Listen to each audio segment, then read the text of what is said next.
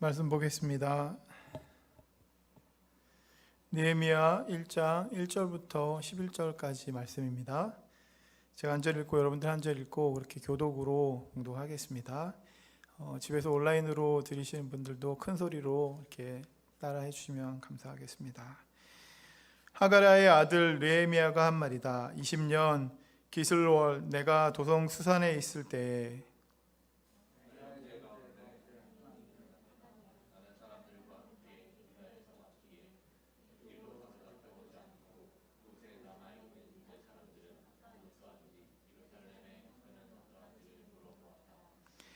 그들이 나에게 대답하였다. 사로잡혀 오지 않고 그 지방에 남은 사람들은 거기에서 고생이 아주 심합니다. 업신여김을 받습니다. 예루살렘 성벽은 허물어지고 성문들은 다 불에 탔습니다.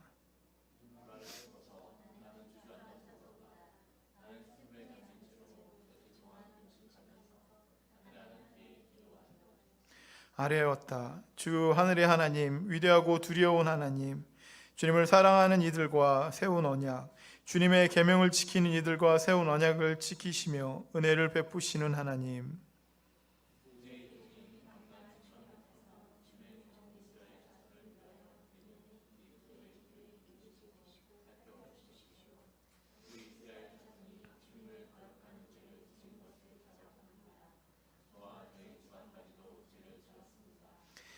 우리가 주님께 매우 큰 잘못을 저질렀습니다. 주님의 종 모세를 시키시어 우리에게 내리신 계명과 율례와 규례를 우리가 지키지 않았습니다.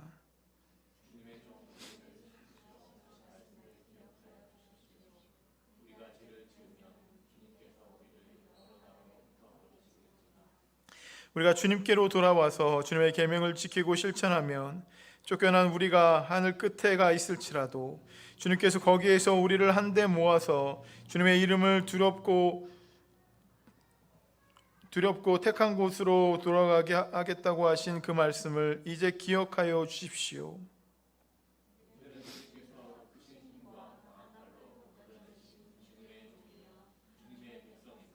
함께 읽겠습니다.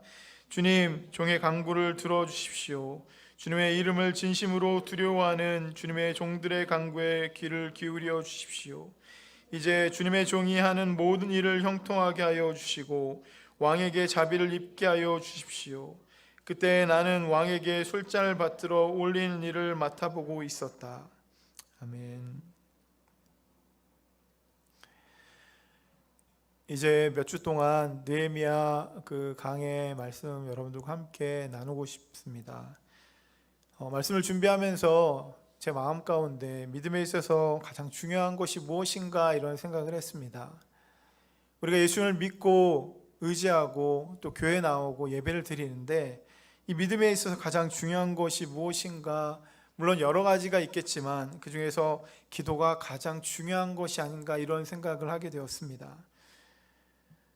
기도는 우리가 꼭 해야 되지만 그럼에도 불구하고 우리가 잘하지 않는 것이기도 하고, 그리고 기도를 하지 않게 되면 우리의 믿음도 금방 약해질 수 있는 그런 문제가 있기 때문이 아니겠습니까? 하나님 관계에 있어서 기도가 중요하다라고 하는 것입니다. 우리 삶에 기도를 빼지 말고 그리고 함께 기도하고 그래서 함께 하나님의 역사를 우리가 누렸으면 좋겠습니다. 곳곳마다 힘들고 어려운 일들이 계속해서 반복되고 많은 어려움들이 있는데 우리가 그런 것들을 보면서 마음 아파하고 힘들어하고 그것 때문에 스트레스가 있고 그것 때문에 마음 가운데 여러 가지 고민들 이런 것들이 있을 텐데, 여러분 그런 것들을 주님 앞에 내어놓고 우리가 함께 기도할 때 여러분 주님께서 우리의 기도를 들으시고 그 기도 가운데 응답해 주시지 않겠습니까? 우리의 힘으로, 우리의 생각으로, 우리의 지혜로 할 수 없는 것을 주님께서는 그 기도를 통해서 우리 가운데 허락해 주실 줄 믿습니다. 그래서 우리가 함께 기도를 함으로 하나님의 역사를 누리고 이룰 수 있는 저와 여러분 모두가 되었으면 좋겠습니다. 여러분 기도는 무슨 일이 있을 때만 하는 것이 아니고 그리고 좋은 일이 있을 때 감사로 기도하는 것이 아닙니다. 언제나 믿음의 길을 가는 사람들에게 꼭 필요한 것이 바로 기도라고 하는 것입니다. 오늘 본문에 나와 있는 이 느헤미야 선지자는 기도의 선지자였습니다. 이 느헤미야는 굉장히 높은 그 권력을 갖고 있었고 그 지위에 있었는데 자신의 지위 그리고 힘 그리고 자신이 갖고 있었던 그런 지혜를 의지하지 않고 자기가 그 모든 것들을 할 수도 있었음에도 불구하고 이 느헤미야는 주님 앞에 기도함으로 주님 앞에 도움을 청하는 그 모습이 오늘 본문에 나오고 있는 것입니다. 여러분, 이것이 이 느헤미야 선지자의 모습이 믿음의 진정한 능력을 갖고 있는 모습이 아니겠습니까? 믿는 사람이니까 여러분, 내 힘과 내 능력 그리고 나의 지혜 그리고 여러 가지 배경을 가지고 하는 것이 아니라 주님 앞에 기도함으로 그 일들을 할 수 있는 것, 믿음의 진정한 능력을 갖고 있는 사람들이 바로 기도하는 사람들인데 바로 오늘 본문에 있는 이 느헤미야가 바로 그러한 사람이라고 하는 것입니다. 이번 주부터 느헤미야서 강의를 시작하려고 합니다. 느헤미야서는 바벨론에서 3차로 포로로 귀환한 그 내용을 가지고 있습니다. 첫 번째는 스룹바벨을 통해서 이 바벨론에서 포로로 귀환을 했습니다. 그리고 1차로 돌아온 그런 사람들이 성전에 지대를 놓고 성전을 다시 재건했던 것을 볼 수 있습니다.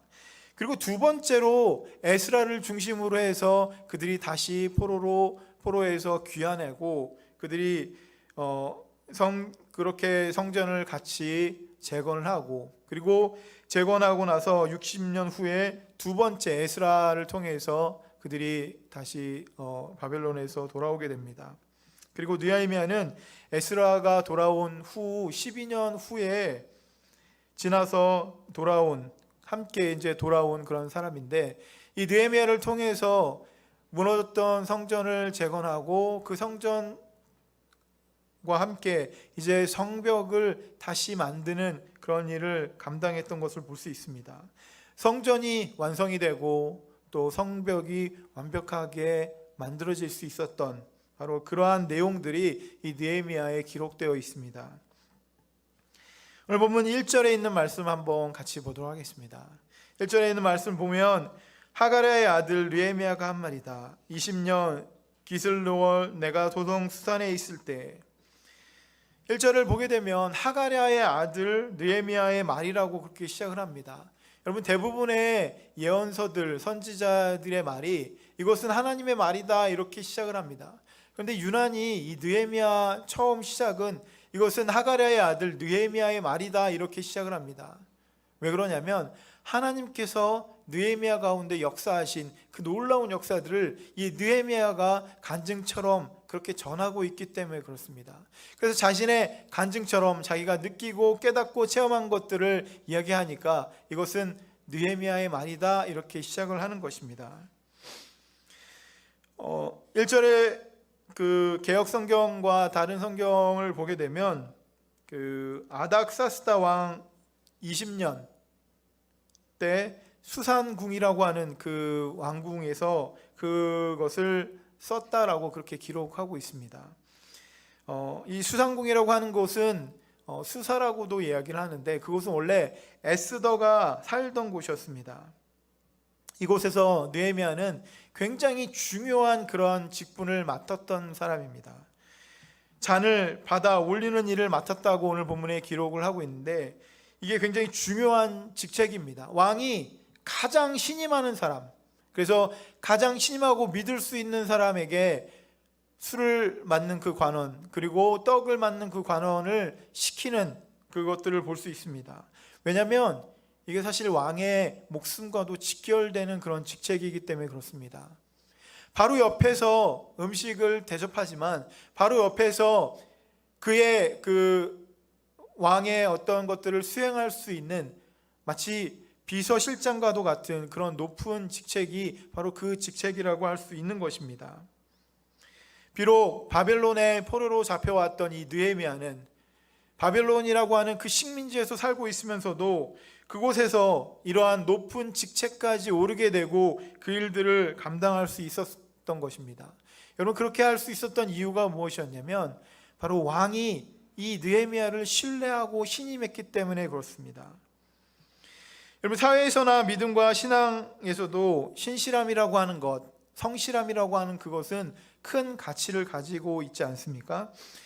요즘 들어서 많은 회사에서 그 블라인드 채용을 하는 경우가 있습니다. 배경을 보지 않고 학력을 보지 않고 주변에 있는 것들을 보지 않고 오직 그 사람만 보고 채용을 하는 경우들이 늘어나는 것 같습니다. 여러 가지 배경보다 그 사람을 우선시하겠다라고 하는 그런 마음이 아니겠습니까? 물론 거기에는 분명하게 리스크가 있겠지만 그럼에도 불구하고 회사가 진짜 성실하게 열심히 일할 사람을 찾다 보니까 그렇게까지도 하는 것 아니겠습니까? 유엔에 대부분의 처음 취직을 할 때는 석사나 박사 이상 굉장히 공부를 많이 하고 언어에도 능통하고 여러 가지 면에 탁월한 그런 사람들이 그곳에 취직을 하는 걸 볼 수 있습니다. 다시 말하면 유엔이라고 하는 그곳은 전 세계에 있는 가장 국제적인 그런 공무원 아니겠습니까? 그래서 너무나도 취직하기가 힘들고 어렵습니다. 근데 얼마 전에 23살의 우리나라의 그 여대생이 우리나라 학부를 졸업하자마자 바로 유엔에 취직을 했습니다.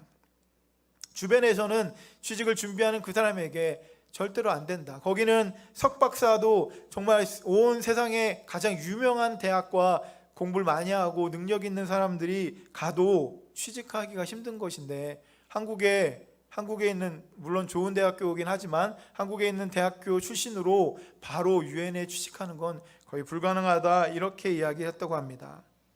그런데 그 자매는 꿈을 갖고 포기하지 않고 열심히 신실하게 성실하게 자신들이 그 일들을 감당할 수 있다라고 하는 것을 계속해서 보여주고 그렇게 해서 결국은 그곳에 취직하고 그 일들을 할 수 있었다 그렇게 고백합니다.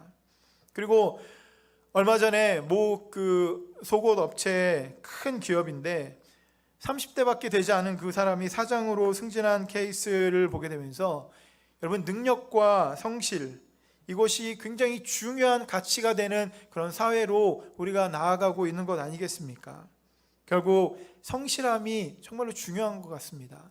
성실하게 내가 무언가를 감당하는 것, 꾀를 부리지 않고 그것을 감당하는 것. 여러분 믿음에 있어서도 이 성실함이 너무나도 중요하다라고 하는 것입니다. 때로는 우리가 교회는 열심히 다니는데 믿음이 자라지 않고 교회는 열심히 다니고 말씀을 열심히 듣는데도 나의 믿음이 자라지 않는다고 나의 마음 가운데 불평과 원망이 있었던 적이 있지 않습니까? 믿음에서도 성실한 것이 정말로 필요한데 하나님과의 관계, 그 관계에 있어서 신뢰할 수 있는 관계가 우리가 가운데 필요한 것이 아니겠습니까? 세상에 어떤 사람이 뭐라고 해도 세상에 어떤 사람이 나를 평가해도 하나님께서 나는 너를 믿는다라고 그렇게 이야기한다고 하면 여러분 그것만큼 좋은 것이 어디 있겠습니까? 여러분 그것이 믿음의 정말로 좋은 그런 관계가 아닙니까? 우리 스스로 생각할 때 하나님은 여러분들을 완벽히 믿고 계십니까? 하나님은 여러분들을 성실하다고 그렇게 믿음 관계에서 여러분들을 신뢰하고 계십니까? 아마 그 대답에 대부분의 사람들이 잘 모르겠다 아니면 그렇지 않은 것 같다 그렇게 대답할 수 있을 것입니다. 그 이유가 무엇이냐면 성실하게 그렇게 하나님 앞에 신뢰를 받기 위해서 우리가 기도를 해야 되는데 기도하지 못했기 때문이 아닌가 이렇게 생각을 합니다. 우리가 기도할 때 하나님께서 우리에게 비전을 주십니다. 우리가 기도할 때 하나님께서 하나님의 말씀을 주십니다. 기도할 때 방향성을 우리 가운데 주신다라고 하는 것입니다.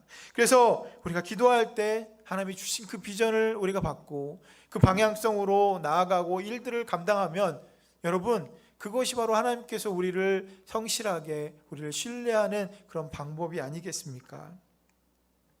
하나님께서 우리를 바라보시고 평가할 수 있는 것, 그것은 하나님을 계속해서 찾아가는 것입니다. 여러분 자녀들이 부모에게 인정받고 얘는 정말로 나를 사랑한다, 나를 존중한다라고 느낄 때가 어느 것입니까? 자주 전화하고 자주 찾아가고 자주 대화하고 자주 이야기하는 것. 여러분 그럴 때 우리가 신뢰하고 믿을 수 있는 건 아니겠습니까? 1년이 됐는데도 한 번도 전화하지 않고 찾아가지 않고 연락하지 않고 무슨 일이 있을 때만 연락하는 그런 자녀를 부모가 별로 신뢰하지 않는 것들을 보게 됩니다. 너무나도 죄송하게도 저도 그런 그 자식이고 둘째라서 그런지 부모님에게 잘 못할 때가 굉장히 마음이 아픕니다.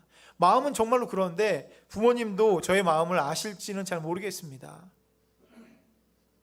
다 키워놨는데 연락도 안 한다, 아마 그렇게 생각하시지 않겠습니까? 하나님이 보시기에 우리를 인정하고 우리를 바라볼 수 있는 것, 이것은 계속 찾아오는 것, 그리고 기도로 소통하는 그런 사람 아니겠습니까?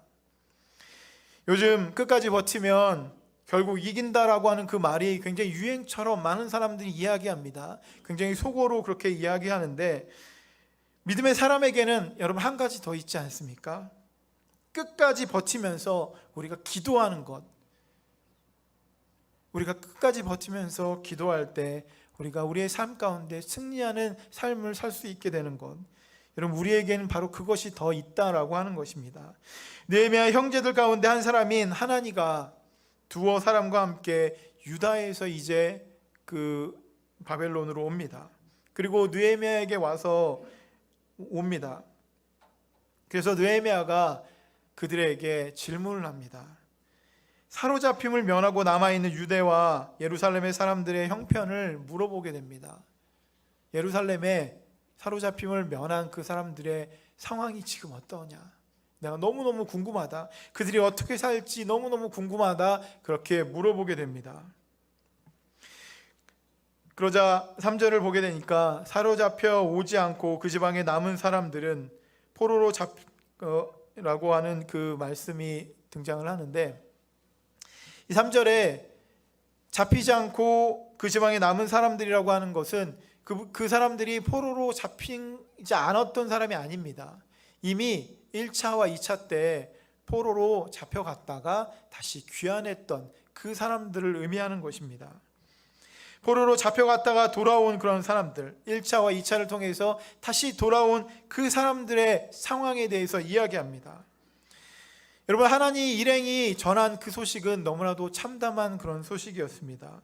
포로에서 자신들의 고향으로 귀환한 그들은 실제로 여러분 큰 환난을 당하고 능욕을 받고 예루살렘 성은 허물어지고 불에 탔다라고 그렇게 이야기합니다. 몇 마디 하지 않았는데 그들의 실상이 그대로 전해지는 것 같습니다. 너무나도 참담하고 너무나도 암울하고 너무나도 가슴이 아픈 그런 모습들이 그들 가운데 있습니다.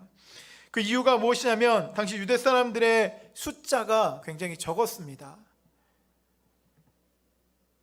식민지 포로로 갔다가 다시 돌아왔기 때문에 숫자가 적었습니다. 그리고 그랬기 때문에 그들이 무장을 하지 않고 어떤 싸울 준비가 되어 있지 않았습니다. 그렇기 때문에 주위에 있는 사람들에게 아주 호시탐탐 그들에게 노림이 되고, 그들이 쳐들어왔을 때 아무런 준비가 안 돼 있기 때문에 그저 당할 수밖에 없는, 여러분 그러한 모습이 그들의 모습 가운데 있었습니다. 그리고 아무것도 없었기 때문에 너무나도 가난한 그런 삶을 살 수밖에 없었습니다. 처참한 그런 포로의 생활을 뒤로하고 이제 자신의 고향으로 돌아왔는데, 그 고향에서 오히려 포로에서 살 때보다 더 암울하고 더 막막하고 더 힘들고 어려운 그런 삶이 그들 가운데 있었던 것입니다. 아마 포로 생활보다 더 끔찍한 생활들이 그들 가운데 있지 않았을까. 그들의 안전은, 그들의 평범한 일상은 절대로 기대할 수 없는 그런 삶이 그들 가운데 있었습니다. 너무나도 불안한 그런 상태, 주위의 공격에 어떠한 그 방어막이 없는 그런 상태입니다. 요즘 우리가 살고 있는 지금 사회도 사실 이런 것 아니겠습니까? 우리의 힘으로 어떻게 할 수 없는 그런 불안한 상태입니다. 그리고 코로나가 아니라고 할지라도 우리의 힘으로 할 수 없는 암이라고 하는 그런 병들도 있고, 우리가 어떻게 할 수 없는 그런 일들이 너무나 많이 계속해서 우리 가운데 있게 되니까 우리의 마음 가운데 불안한 마음들, 우리 가운데 평범한 일상이 너무나도 소중한 그런 마음들이 있지 않습니까? 바로 그들의 상태가 그것보다 더 심했던 그런 상태인 것 같습니다. 이제 겨우 성전은 다시 지어졌는데,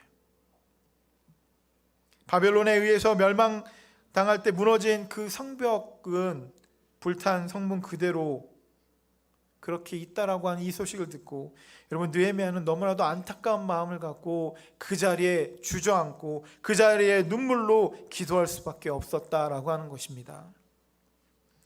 요즘 주위에서 기도 부탁을 많이 합니다. 암에 걸린 육체적으로 아프신 분들도 있고 그리고 경제적으로 굉장히 큰 어려움을 당해서 힘들고 어려운 분들이 또 기도 부탁을 하고 그리고 최근에 코로나로 비대면 예배, 온라인 예배 드리다 보니까 믿음에 있어서 굉장히 어려움이 있다라고 그렇게 이야기하시는 분들도 있습니다. 계속 기도 부탁을 합니다. 너무나도 다양한 그런 사연들을 들을 때마다 너무나도 가슴이 아픕니다. 육체적으로 아픈 것들, 제가 기도하지만 이것들을 과연 어떻게 할 것인가? 하나님께서 도와주시고 이끌어 주셔야 될 텐데 제 마음은 안타까운 그런 마음으로 함께 같이 기도를 합니다. 기도를 하면서도 그런 안타까운 마음들은 계속 있습니다. 여러분, 오늘 본문에 있는 이 느헤미야는 이런 일이 있을 때 여러분 그는 기도로 나아갔다라고 하는 것이 중요한 것입니다. 오늘 본문 4절과 5절에 있는 말씀을 한번 같이 보겠습니다. 이러한 이야기를 듣고 이 느헤미야가 이렇게 이야기합니다. 이 말을 듣고서 나는 주저앉아서 울었다. 나는 슬픔에 잠긴 채로 며칠 동안 금식하면서 하늘의 하나님께 기도하여 아뢰었다. 주 하늘의 하나님, 위대하고 두려운 하나님, 주님을 사랑하는 이들과 세운 언약, 주님의 계명을 지키는 이들과 세운 언약을 지키시며 은혜를 베푸시는 하나님. 느헤미야가 며칠 동안 슬퍼하면서 하늘의 하나님께 금식하면서 기도를 합니다. 그 참담한 소식을 듣자마자 그는 기도하기 시작했습니다. 여러분, 느헤미야는 그 소식을 듣고 그러면 어떻게 우리 백성들을 도와줄까라고 하는 그 방법을 모색하고 계획을 세우고 그것들을 문제를 해결할 수 있는 그 비책을 같이 논의하고 그런 것들을 마련하기보다 느헤미야는 그 소식을 듣자마자 하나님 앞에 우선 기도하기 시작했다라고 하는 것입니다. 아마 인간적인 방법이 생각이 안 났을 수도 있겠지만 그럼에도 불구하고 바벨론이라고 하는 그 나라, 그 강대국의 굉장히 높은 위치에 있는 그 사람으로 할 수 있는 게 없었겠습니까? 자기의 생각, 자기의 힘, 자기의 능력으로 아마 할 수 있는 것들이 있었을지도 모르겠습니다. 그런데 이 느헤미야는 그 모든 것을 뒤로하고 우선 하나님 앞에 기도하기 시작했다라고 하는 것입니다. 어떤 사람은 기도하면 무슨 소용이 있냐? 기도한다고 해서 문제가 해결되냐? 기도해서 문제가 해결된 걸 난 본 적이 없다라고 그렇게 이야기하는 사람들도 있습니다. 여러분, 그러나 온 세상을 주관하신 그 하나님 앞에 하나님을 믿는 사람들, 하나님을 믿기 때문에 우리가 그 하나님에게 먼저 기도하는 것, 이것이 가장 우선순위가 되어야 되지 않겠습니까? 걱정하기보다, 방법을 논의하기보다, 여러 가지 다른 것들을 만들기보다 여러분, 그러한 일들 가운데 우리가 기도로 먼저 나아가야 되는 것 아니겠습니까? 온 세상을 주관하시는 그 하나님께서 우리의 기도를 들어주실 텐데 우리가 우선 하나님 앞에 나와서 기도하고 하나님께 아뢰고 하나님께 여러분들의 마음을 올려드리는 것, 여러분 느헤미야와 같은 그런 놀라운 역사가 있기 위해서 우리가 먼저 기도하는 것이 중요하다라고 하는 것입니다. 왜 그러냐면 주님은 이러한 모든 문제들을 해결해 주실 수 있는 능력이 있기 때문에 그렇습니다. 주님께서는 우리의 기도를 계속해서 듣고 계시기 때문에 그렇습니다. 주님께서 우리의 아버지이시기 때문에 긍휼한 마음으로 우리의 그 기도를 들으시고 그 문제 가운데 반응하시고 해결해 주시기 때문에 그렇습니다. 강도의 계곡 고관으로 영화로운 그런 삶을 누리면서 자신만은 괜찮은 그런 삶을 살 수 있었지만 그러나 느헤미야는 그 모든 것들을 뒤로하고 자신의 민족을 불쌍히 여기고 하나님의 도우심을 간절히 바라는 그런 마음으로 기도를 시작했다라고 하는 것입니다. 오늘 본문 가운데 주목할 것은 바로 5절에 있는 그런 말씀입니다. 주 하늘의 하나님, 위대하고 두려운 하나님, 주님을 사랑하는 이들과 세운 언약, 주님의 계명을 지키는 이들과 세운 언약을 지키시며 은혜를 베푸시는 하나님께 그렇게 이 느헤미야가 기도하는 이유가 무엇이냐면 하나님이 이미 이 백성을 도와주셨다라고 하는 것, 하나님이 이미 이 백성 가운데 은혜를 베풀어 주셨다라고 하는 것, 하나님은 모세에게도 솔로몬에게도 그리고 느헤미야에게도 그 기도를 응답해 주시고 언약을 세워주고 너희를 너희를 도와주겠다, 너희들의 그 힘들고 어려운 소식을 내가 듣고 소리를 내가 듣고 내가 너희를 건져주겠다라고 하는 그 언약을 잘 기억하고 있기 때문에 그렇게 이야기하는 것입니다. 바로 이 느헤미야의 기도는 하나님께서 약속해 주신 그 약속에 대한 바로 기도인 것입니다.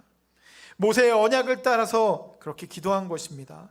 느헤미야가 모세의 언약을 따라 그렇게 기도한 것, 이것이 바로 오늘 본문 5절에 나와 있는 그런 기도의 내용입니다. 그리고 6절을 보게 되면 저와 저희 집안까지도 죄를 지었습니다라고 그렇게 고백합니다. 자신을 포함해서 자신의 집안이 죄를 지었다고 고백을 합니다. 모세에게 약속하시고 위대한 일을 이루신 그 하나님을 믿음으로 그렇게 기도를 시작을 합니다. 그리고 기도를 시작할 때 자신을 돌아보고 자신의 집안을 돌아봅니다. 그리고 하나님 앞에 도와주십시오가 먼저 나온 것이 아니라 자신의 모든 죄를 용서하여 주시고 자신의 모든 부족한 것들을 사하여 달라고 그렇게 하나님 앞에 통회하고 회개하고 주님 앞에 기도합니다. 내가 하나님 앞에 나의 모든 것을 다 드리고 나를 불쌍히 여겨 주십시오라고 그렇게 통회하면서 그렇게 기도합니다. 그러면서 주님의 종의 기도를 들어달라고 그렇게 간절히 기도를 합니다. 모세 언약에서 죄를 지으면 포로로 잡혀갈 것이지만 자복하고 회개하면 돌아올 것이다라고 하는 그러한 내용이 있습니다. 그런 내용을 생각하면서 이 느헤미야가 기도하고 있는 것입니다. 하나님께서 모세에게 언약하신 그런 내용으로 기도를 하는 것입니다. 여러분, 모세도 이 느헤미야도 하나님의 약속을 기억하고 있는 것 아니겠습니까? 하나님께서 부족하고 연약하다라고 그렇게 외치고 있는 그 모세를 불러다가 내가 너를 들어서 이 민족을 이집트에서 구해내겠다라고 그렇게 이야기하면서 그들의 신음, 그들의 아픔을 내가 잘 알고 있다. 내가 너를 들어서 그들을 구원하여서 그들에게 약속의 땅을 허락해 주겠다라고 하는 그 언약의 메시지를 모세는 기억하고 여러분 그 일들을 감당하지 않았습니까? 출애굽이라고 하는 그 엄청난 그 일들을 이룰 수 있었던 것은 바로 하나님의 약속 그것 아니었습니까? 느헤미야는 모세에게 주신 그 약속을 기억하며 하나님께서 우리에게도 그렇게 약속해 주시고 하나님께서는 우리를 버리지 않을 것이다. 여러분 그런 마음으로 그렇게 기도하고 있는 것입니다. 우리는 비록 죄 가운데 있고 부족하고 연약하고 때로는 하나님 앞에 하나님을 배반하기도 하고 하나님 앞에 등을 돌리기도 하지만 그럼에도 불구하고 우리가 주님 앞에 돌이키면 하나님의 그 긍휼하심을 우리 가운데 베풀어 주셔서 우리를 죄에서 구원해 주시겠다라는 그 약속, 여러분 그 약속을 갖고 그렇게 기도할 수 있는 것 아니겠습니까? 단순히 내가 기도 많이 했으니 내 많은 기도 덕분에 여러분 문제가 해결되는 것이 아닙니다. 하나님 앞에 기도의 시간을 많이 하고 기도의 강도를 높였기 때문에 하나님께서 나의 기도 가운데 응답해 주신 그것이 아닙니다. 하나님이 기도하면 들어주겠다라고 하는 그 언약을 우리 가운데 주셨기 때문에 너희가 나에게 오면, 너희가 나에게 너의 문제를 가지고 오면 내가 그 문제를 해결해 주겠다라고 약속해 주셨기 때문에 그 기도가 응답되는 것 아니겠습니까? 우리를 구원하시겠다고 약속하신 하나님께 우리가 먼저 나아가는 것, 그리고 우리를 돌아보고 잘못한 그런 것들을 바로잡아서 우리의 그 방향성을 주님께로 돌리는 것, 주님께 향하는 것이 굉장히 중요한 것 같습니다. 솔로몬은 간증과 같은 그 기도에서 인생에 범죄하지 않는 인생이 없다라고 그렇게 이야기합니다. 왜냐하면 우리 가운데 죄의 방향성은 우리를 잘못된 곳으로 계속해서 인도하기 때문에 그렇습니다. 사람들이 반목하게 하고 서로 싸우게 하고 다투게 하고 남들보다 자신을 더 먼저 생각하게 하고 자신의 이익이 더 우선시되고 그리고 다른 사람을 밟아 올라가야만 내가 성공하는 것 같은, 자신만 기쁘고 자신만 좋으면 괜찮다라고 하는 그런 마음으로 우리를 계속해서 인도하고 있지 않습니까? 솔로몬이 그런 것을 이야기합니다. 범죄하지 않는 인생은 없다. 우리는 범죄로 죄악 가운데 갇혀서 그 방향성으로 나아가고 있는 그런 존재라고 하는 것입니다. 우리가 하나님 앞에 나와서 기도한다라고 하는 것은 나의 모든 것을 다 내려놓고 주님 앞에 통해 자복하고 나를 주님 앞에 드리오니 나의 잘못된 방향성을 돌이켜서 주님께 나의 모든 것을 바꾸어 주시고 하나님의 일을 나를 통해서 이루어 주십시오라고 그렇게 고백하는 것 아니겠습니까?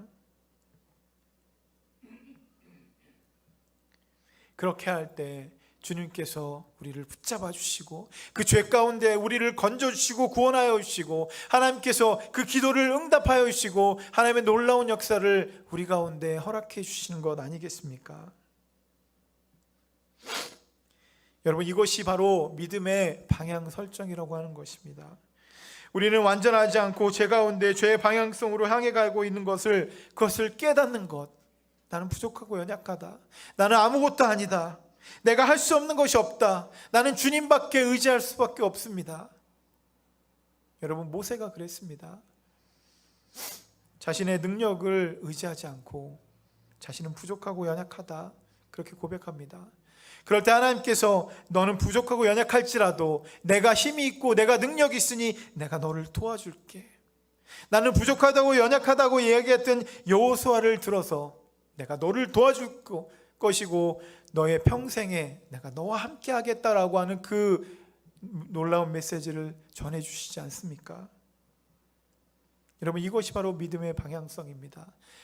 나를 내려놓고 나의 죄된 모든 것들을 다 내려놓고 주님을 내 안에 모셔드림으로 내가 주님과 더불어서 놀라운 역사를 이룰 수 있는, 나의 문제뿐만이 아니라 하나님의 놀라운 그 계획과 비전을 이룰 수 있는 그런 사람으로 세워질 수 있는 것, 여러분, 이것이 바로 믿음의 방향성이라고 하는 것입니다. 주님께 우리의 방향을 바꾸고 주님을 온전히 붙잡는 것. 내가 주님을 붙잡습니다. 내가 주님을 의지합니다. 내가 주님 앞에 나아갑니다. 주님, 나를 통해서 하나님의 역사를 이루어 주십시오라고 그렇게 기도하는 것. 사실 인생이 우리의 뜻대로 되는 것 같지만, 때로는 만만한 것 같지만 자신의 뜻대로 되지 않는 것들이 이 세상 가운데 얼마나 많이 있습니까? 우리는 완전하지 않고 부족합니다. 한계가 너무나도 많이 있습니다. 아주 작은 바이러스에도 너무나도 많은 사람들이 죽어가고 온 세상이 요동치는 그 가운데 우리가 살고 있지 않습니까? 내가 생각한 것들, 내가 판단하고 계획한 것들 잘 되지 않을 때 무엇이 문제인가, 그것 때문에 스트레스 받고 어려워하고 힘들었던 적이 얼마나 많이 있습니까? 생각보다 내가 할 수 있는 것이 별로 없다라고 하는 것을 느낄 때가 있지 않습니까? 여러분, 당시의 상황은 앞이 보이지 않는, 인간의 노력을 할 수 없을 것 같은 그러한 상황입니다. 여러분, 성전을 재건할 때도 그랬고 성벽을 다시 만들 때도 주위에 있는 사람들이 와서 비웃고, 너까지 것들이 힘도 없고 아무 능력도 없고 돈도 없는 너희들이 성벽을 어떻게 만들 것이고, 그 성벽을 만들 때 누가 공격해 오면 어떻게 될 것인가. 많은 사람들이 비웃고 조롱하고 그들이 그렇게 이야기합니다. 절대로 이루어질 수 없는 것이다. 너희들은 헛수고하는 것이다. 절대로 안 될 것이다 라고 그렇게 비웃고 그렇게 이야기합니다. 결론적으로 말씀드리면 이 느헤미야가 와서 그 성벽을 재건하는데 정확히 52일이 걸립니다. 여러분, 하나님이 하시니까 가능한 것입니다. 몇 년에 걸쳐서 할 수밖에 없고, 아니 몇 년에 걸쳐도 할 수 없는 것이 그 당시의 상황이었는데, 그럼에도 불구하고 하나님을 의지하고 하나님을 붙잡고 의지하니까 느헤미야가 기도로 나아가니까 느헤미야가 다시 사람들을 데려와서 3차로 포로 귀환해서 그들이 52일 만에 이 성벽을 만들 수 있었던 것입니다. 느헤미야는 주님께서 온 세상을 다스리는 위대한 왕이고, 그 왕이 불완전한 우리를 돌아보고 계시다라고 하는 것, 힘들고 어려운 이러한 상황 가운데서도 내가 주님을 붙잡고 의지하면 주님께서 그 모든 상황들을 역전해 주실 것이다라고 하는 그 언약, 여러분 그것을 굳게 믿었던 사람이라고 하는 것입니다. 여러분, 주님은 오늘도 우리에게 동일하게 말씀해 주고 있지 않습니까? 삶에 여러 가지 우리가 우여곡절이 있고 힘들고 어려운 것들이 있습니다. 여러분, 면면이 모든 분들의 그 스토리와 사연들 가운데 여러분 이유가 있지 않고 어려움이 없는 그런 사람들이 없습니다. 그러나 주님은 그 모든 상황들을 다 알고 계신다라고 하는 것입니다. 이런 모든 상황 가운데 주님이 우리에게 약속해 주십니다. 너희가 그 모든 어려운 것들을 나에게 가져오면 내가 그 문제들을 해결해 주고 내가 지금 너희를 기다리고 있다. 입술을 벌려서 나에게 고백하면 내가 너희들의 방향을 바꿔주고 너희 가운데 역사에서 그 모든 문제들 가운데 해결함을 허락해 주겠다. 주님의 약속은 바로 거기에 있는 것입니다. 주님의 약속은 모세에게도 힘이 되었고, 주님의 약속은 솔로몬에게도, 그리고 느헤미야에게도 힘이 되고 능력이 되었다라고 하는 것입니다. 하나님은 오늘도 우리에게 약속해 주십니다. 우리가 기도할 때 그 기도 가운데 응답하겠다. 너희가 내 이름으로 무엇이든지 구하면 내가 그것을 들어주겠다. 주님이 그렇게 약속하지 않습니까? 그런데도 우리가 여러 가지 이유 때문에, 여러 가지 마음 때문에 기도하지 못하고 주님 앞에 나아가지 못할 때가 너무나도 많이 있는 것들을 압니다. 여러분, 우리가 기도해야만 할 것입니다. 우리가 주님 앞에 입술을 열고 기도할 때 하늘의 놀라운 능력이 일어날 것입니다. 우리가 입술을 열어서 단 한마디만 하더라도 하늘의 놀라운 역사가 이 땅 가운데 일어나게 될 것이다 라고 하는 것, 여러분 이것을 우리는 믿으면서 나아가야만 합니다. 느헤미야가 그것을 믿으면서 나아간 것처럼 하늘의 위대한 하나님이라고 그렇게 외치고 하나님이 우리에게 약속을 주셨다라고 외친 것처럼 우리가 그것을 믿음으로 그렇게 나아가만 하는 것입니다. 본문 10절과 11절 보겠습니다. 이들은 주님께서 크신 힘과 강한 팔로 건져내신 주님의 종이며 주님의 백성입니다. 주님, 종의 간구를 들어주십시오. 주님의 이름을 진심으로 두려워하는 주님의 종들의 간구에 귀를 기울여 주십시오. 이제 주님의 종이 하는 모든 일을 형통하게 하여 주시고 왕에게 자비를 입게 하여 주십시오.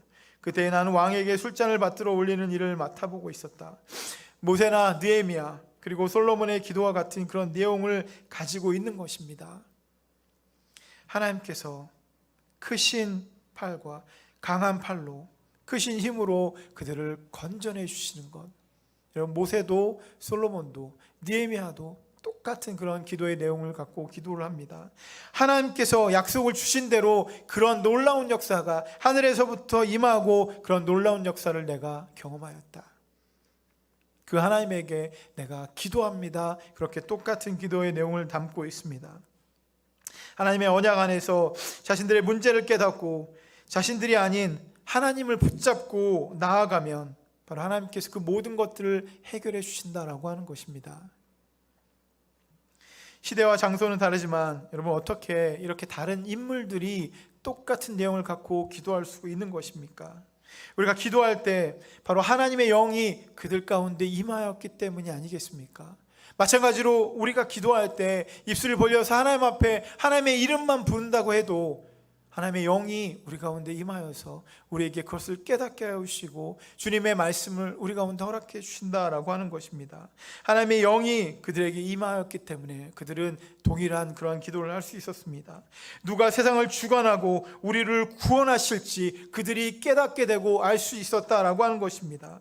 하나님의 영이 그들 가운데 임하니까 그렇게 그들이 고백하고 그렇게 기도하고 있는 것입니다. 여러분, 진심으로 주님 앞에 기도하니까, 하나님께 기도하니까 그러한 것들이 깨달아지는 것 아니겠습니까? 진심으로 기도할 때 여러분 성령이 우리 가운데 임하여서 우리가 아니라 하나님이 할 수 있다라고 그렇게 그러한 마음을 우리가 알 수 있게 되는 것입니다. 다윗은 전쟁에 능한 왕이었지만 전쟁에 나갈 때마다 기도하는 것을 빼먹지 않았다라고 그렇게 기록하고 있습니다. 그 이유가 무엇입니까? 자신은 전쟁에 능하고 전쟁을 잘하는 그런 사람이었지만 자신의 능력, 자신의 힘, 자신의 모든 것들을 다 내려놓고 하나님을 붙잡고 의지할 때 그때만 승리할 수 있었다라고 그가 고백하고 있는 것입니다. 그래서 다윗은 무조건 내가 전쟁에 나갈 때마다 먼저 기도하고 나갔다. 여러분, 그것이 너무나도 놀라운 일이 아니겠습니까? 하나님께서 그들을 모두 만나주시고 그들 가운데 영을 부어주시고 그리고 기도하게 하시고 그 기도 가운데 응답하여 주시고 성령의 놀라운 역사로 그들 가운데 깨닫게 해주시는 것, 여러분, 이러한 놀라운 역사들을 보게 되면 우리가 내세울 것이 없지 않습니까? 내가 이만큼 기도했다, 내가 이렇게 열심히 기도했다, 내가 이렇게 주님 앞에 나아갔다, 내세울 것이 하나도 없습니다. 주님이 우리를 불러주셨고 주님이 우리에게 말씀해 주셨고 주님께서 그것을 해결해 주시겠다라고 우리를 붙잡아 주고 계시는 것, 약속을 우리 가운데 허락해 주시는 것, 우리가 한 것이 아무것도 없습니다.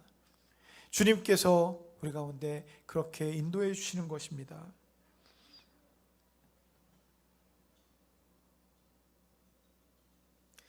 여러분, 이것이 바로 믿음의 사람의 기적의 역사의 시작이라고 할 수가 있습니다. 우리 모두 주님 앞에 기도할 때 이러한 하나님의 기적이 우리의 삶에서 일어나게 되는 것입니다. 느헤미야는 기도할 때 자신이 술 맡은 관원임을 아뢰면서 왕에게 은혜를 입게 하여 달라고 그렇게 간구하고 있습니다. 그 왕이 아닥사스다 왕인데 이 왕 느헤미야는 사실 왕의 신임을 받았던 너무나도 높은 그런 지위에 있었던 그런 사람입니다. 하나님 앞에 기도하지 않아도 이 느헤미야는 왕에게 가서 우리를 좀 도와주십시오라고 얘기했다고 해도 아마 그 부탁을 들어주지 않았겠습니까? 근데 느헤미야는 인간적인 그런 마음들, 그리고 인간적인 그 관계들, 믿음들, 이런 것들 가지고 행동하는 것이 아니라 하나님의 약속을 믿고 하나님 앞에 먼저 기도했고, 그리고 그가 깨달았던 것은 문제를 해결할 수 있는 것은 왕이 아니라 하나님이다라고 하는 것을 분명히 깨달았다라고 하는 것입니다. 그래서 10절을 보게 되면 이들은 주님께서 크신 힘과 강한 팔로 건져내신 주님의 종이며 주님의 백성입니다라고 고백하는 내용이 있는데, 이것이 바로 출애굽할 때 하나님의 놀라운 역사들을 그대로 기억하면서 기도하고 있는 내용입니다. 모세를 통해서 출애굽시키신 하나님의 위대하고 놀라운 사역을 통해서 여러분, 이 느헤미야를 그 바벨론에서, 포로에서 다시 돌아올 수 있게 만들고, 그리고 그 성벽을 재건할 수 있게 만들었다라고 하는 것입니다. 여러분, 느헤미야는 바로 이렇게 확신에 차서 하나님께서 우리를 책임져 주실 것이다 라고 그렇게 기도합니다. 로마서 8장 26절을 보게 되면 이와 같이 성령께서도 우리의 약함을 도와주십니다. 우리는 어떻게 기도할지도 알지 못하지만 성령께서 친히 이루 다 말할 수 없는 탄식으로 우리를 대신하여 간구하여 주십니다. 여러분, 우리가 유창하게 기도하는 것, 기도를 많이 하는 것, 기도를 오래 하고 세게 하는 것, 기도의 자리로 많이 나가는 것, 그런 것도 굉장히 중요하지만 우리가 입술을 열기만 하면 주님께서 우리의 기도를 들으시고 우리를 붙잡아 주시고 우리와 함께 해주신다라고 그렇게 약속해 주고 있는 것이 아니겠습니까? 우리가 한마디도 기도하지 못한다고 할지라도 성령께서 우리를 통해서 우리의 그 간구를 하나님 앞에 아래게 우리의 기도를 올려주신다, 그렇게 말씀하고 있는 것입니다. 우리에게 죄, 그리고 죄의 방향성이 있다라고 불완전한 존재임을 깨닫게 하는 것도, 그리고 하나님 앞에 완전히 하나님을 붙잡고 나아가겠다고 고백하는 것도 여러분, 성령의 도우심 때문에 일어나는 역사인 것입니다. 예수님은 십자가로 죽음을 당하시기 전에 계속해서 제자들에게 계속해서 이 이야기를 했습니다. 내가 이제 너희들을 떠날 텐데 보혜사 성령이 너희와 함께 하게 될 것이다. 너희 영혼까지 너희와 함께해서 너희를 도와줄 것이다, 그렇게 말씀하지 않았습니까? 성령이 우리를 도와주십니다. 성령이 우리의 기도를 들으시고 우리 가운데 함께하여 주시고 그 말할 수 없는 탄식으로 하나님 앞에 아뢰 주십니다. 여러분, 주님 앞에 기도하기만 하면 이러한 역사들이 일어나는 것, 여러분 그것을 믿고 의지함으로 주님 앞에 기도하며 나아가는 저와 여러분 모두가 되었으면 좋겠습니다. 우리가 그래서 일상에 우리의 기도를 더했으면 좋겠습니다. 우리의 일상에 기도를 포함시키고 그 기도를 통해서 하나님의 역사를 우리의 삶 가운데 갖다 놓을 수 있는 저와 여러분 모두가 되었으면 좋겠습니다. 그래서 하나님의 역사들이 여러분들 통해서 일어나는 저와 여러분 모두가 되기를 예수님의 이름으로 축원합니다. 함께 같이 기도하겠습니다.